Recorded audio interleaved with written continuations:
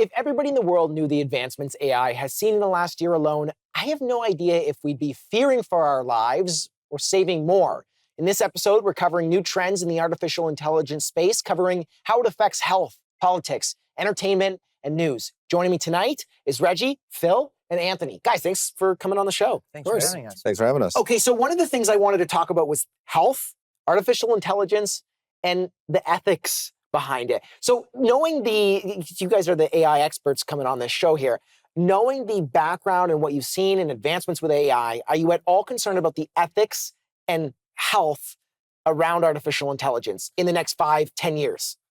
Certainly. Yeah, there's Okay, so about what though? So I don't honestly I think prior to coming on, we were talking about just what are the ethics about having people live so long and all that stuff and trying to extend their life. And then what are the ethics about knowing when you die? So it's, for example, if you live too long, that there's other ripple effects within society, like the economy, all that kind of stuff. Can the world handle that? We're talking about overpopulation now. And we also have to consider what else is AI affecting in that time span as well. Is it removing jobs? Is it doing this? It's what we might have to change our whole way of living.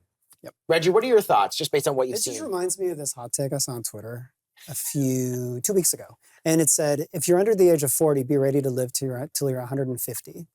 Oh my God. Right? And it just went clook in my brain a little bit. You know what I mean? Because I was like, maybe. What does living, okay, wait, Anthony, in your eyes, what does living till 150 look like for you with AI? Excited about it? I've seen what people look like at 65. I don't know if I'm excited to live till 150. I don't know. I don't know if it's going to go that far because I don't know. Can our bodies handle that? Can we handle walking at 150? I don't want to be confined to a wheelchair for 50 years. Well, you will have cybernetic implants, different arms, legs, and everything as well. Yeah. And isn't as you age, a lot of it is like your brain. And then if they trick your brain, can't AI just trick your brain into thinking that you can walk more upright or that your back's fixed? I don't know.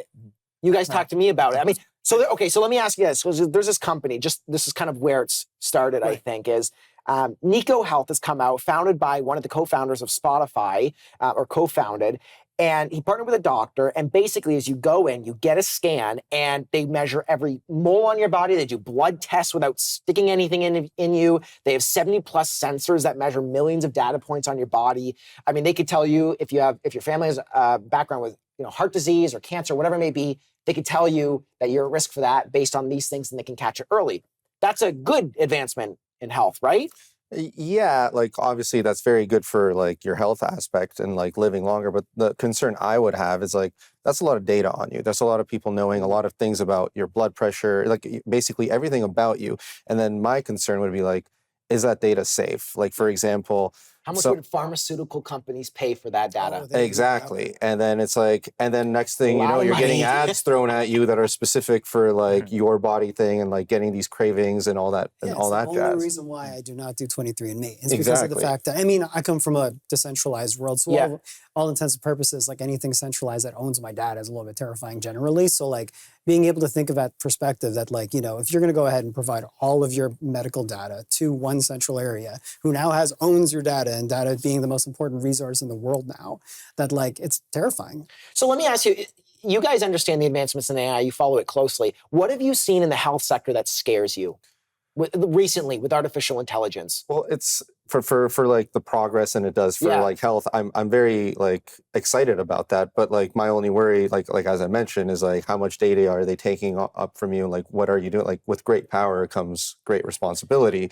So it's as long as it's it has to be these are good intentions. We're not talking for example, as you mentioned, the pharmaceutical industry. We don't want this getting into So what if, so when we talk about, you say healthcare's underfunded all the time, and you joke about it being sometimes intentional. It's not a joke. Okay. It's not a joke, it's real. But think about it, on the good side, you could have somebody go into an emergency room, artificial intelligence could do an automatic, dental companies are using this, could do an automatic scan of your body, tell you what's wrong, brief the doctors, and they can know whether they need to treat you right away or not. But is that relying too heavily on AI? Or is that supportive? But why is that a bad thing? I don't think so. The actual theory of it is what I'm excited about. And I completely understand the gentleman on the panel about their concerns with security. That's why we have government bodies to regulate things, and we have to have responsible governing to go with that. But I think the advancements in healthcare will be very good in the future. We'll have to leave it there. We'll be right back.